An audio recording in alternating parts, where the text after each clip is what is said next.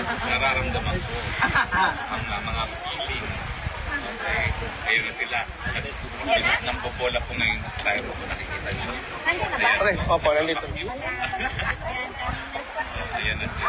Kaya lang dapat hindi natin broadcast ang bata. Hindi, ano man yung supporters din natin. Kaya pala sabi niya, sunduin mo yung nasa tubig.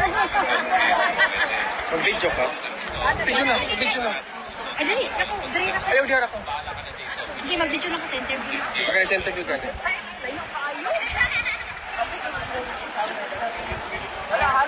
Ganda mo yung question daw may din. Saban ka na ba? Isa na siya. Karoon lang, karoon na rin. Next week ka, balik ka ng tatlo. Sige na lang, ano sige, trabaho ko lang. Dali lang. Ha? Hi, Kid!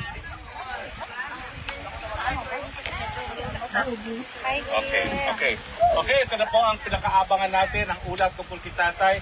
Unang question po is, kasama niyo po sa baby sa Pagalaw today. Today, actually, it was a very cheerful and lively visit today. Because syempre, nakitaan sa mong papa, yung mga girls. Actually, as we entered the room, nandun na siya. She was early today, maybe because alam niya kami dalawa yung bibisita. It was early today and nakatalikod siya. So pagpasok namin, nakatalikod na. I shouted, Nada Rudy! Tapos paglikod niya, ayun, na-smile. And then, syempre, nag-beso kami, nagmano, nag-hug. And then sabi niya, my little girls.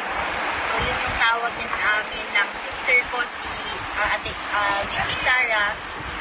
Little girls niya daw. So, today, medyo mahaba yung kwentuhan and he was, ayun, bumalik yung pagka-humorous niya nung kaming dalawa yung nandun and he was even, joking around kasi may microphone dun, tinatabunan niya, tapos ganyan na naman.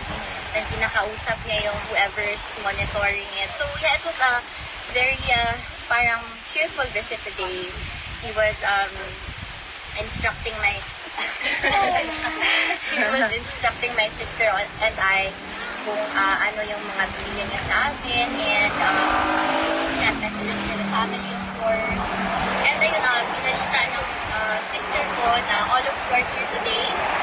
Of course, again, show your unwavering support to him. And ayun, of course, nagpapasalamat si PRRD to each and every one of you. Also, I want to relate to you my sister's Vicky Sara's message for you. Ito yung tinext niya. Okay, so mga kababayan, PRRD has requested that all 4 children visit him at the same time. Veronica will be the one to give the Thanksgiving message to the supporters in Duterte Street and provide updates as this is her scheduled turn to visit and I am here only upon PRRD's special request that I spend time with my siblings, especially Veronica. Daghang salamat, Sara Duterte. So, yan yung mensahe niya. Siyempre, I understand also that medyo hectic yung schedule niya. So, she can only be there for that. But, ayun, pinapaabot niya yung pasasalamat niya sa inyong lahat. Yung mga habilin po niya, yung mga hindi masyadong personal, what can you share? Na hindi naman personal. Yung mga ano lang, he gave fatherly advice to my 2 brothers.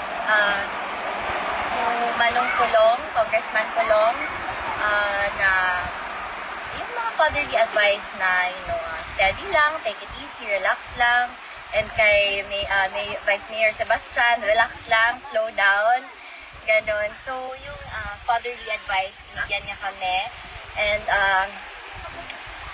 of course, nagbilin siya na, okay, yung mga apo ko, whenever they can visit, please let them visit. Okay. And, kasi, of course, he feels lonely talaga. But I think, that my sister and I visiting him today really gave him the additional push and the grit that he needed to, keep moving forward, to keep fighting. Because if only at this point, he's not fighting for himself anymore. He told us na I'm old and I believe that I have fulfilled my duty and I'm done. I'm done.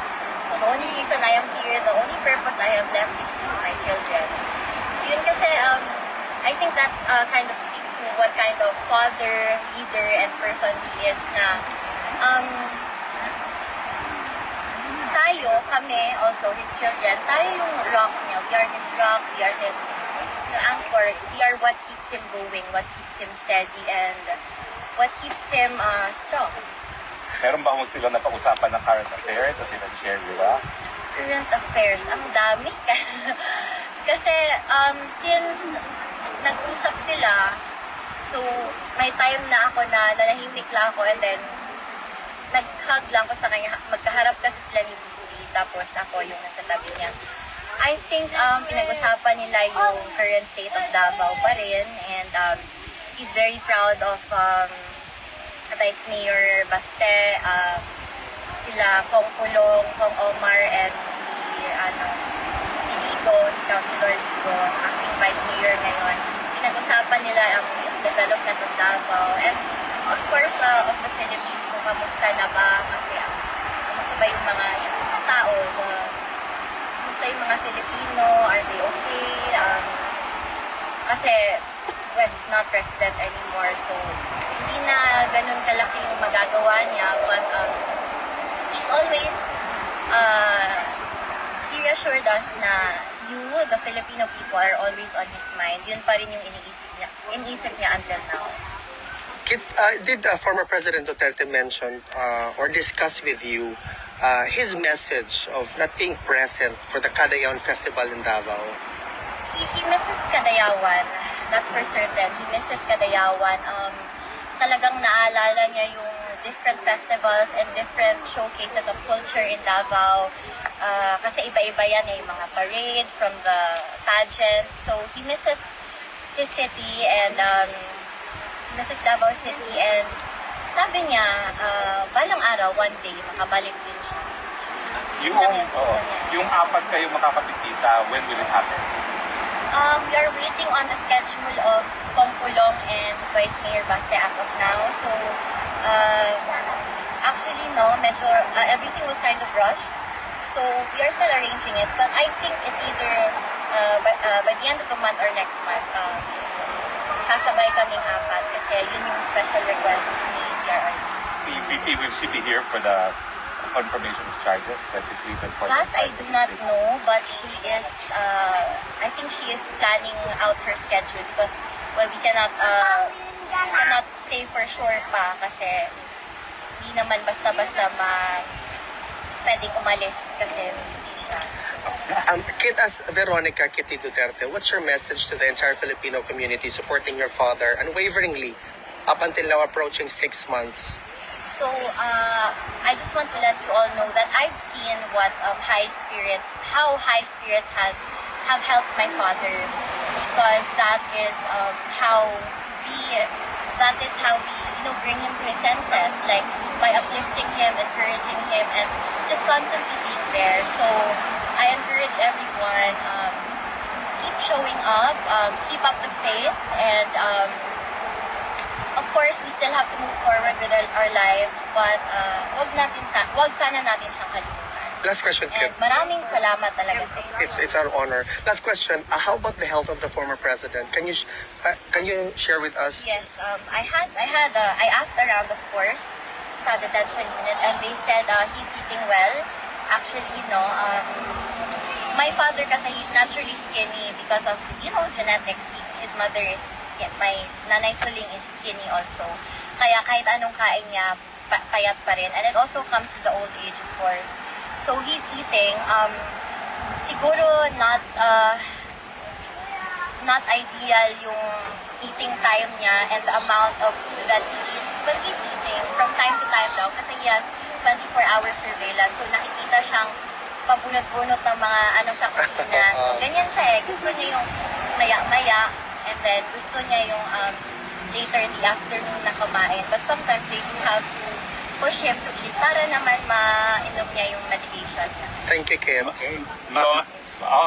Yes. Ma'am Kitty, hi. Yes, I flew sure. from London to be here this morning, and this is my 13th time to come to The Hague, and I've supported your father since the time of the Duterte administration. And I'm just wondering how you cope. You know, I get relentlessly bashed, so many comments on Facebook and social media, and some people can be really harsh and nasty. And I'm just wondering if, as a family, if you moderate those comments, you look at those comments, because I know you look tired, you look maybe sick, if you don't mind me saying, because of your schedule and everything else. How are you coping? So I grew up in the public eye, so I've been exposed to the public ever since. And over the years growing up, I've received a lot of countless scrutiny, criticism, all of that, unsolicited opinions. But I think, again, I'd like to reiterate that it comes from the upbringing, from my parents. Yes, I am very gentle towards the people that I love. But I'm also very tough, and I'm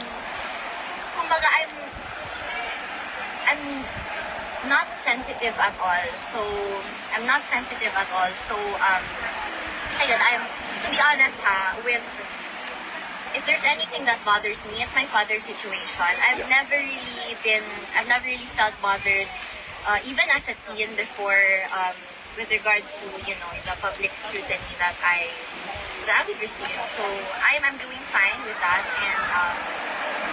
and as cliche as it sounds, I am really unbothered to the Which is scrutiny, amazing. Like, Brilliant. kumbaga sabi ka, malayo sa bituka. Hindi naman yan nakakamatay. Yeah. It's the worst thing that scrutiny can do. Yeah. Thank you, Kate. Thank you so much. Thank you. Okay, so let's the first timers, let's give them priority, but everyone can line up here. Okay naman, no? That's mga youth, mga first timers. Sino mag-volunteer?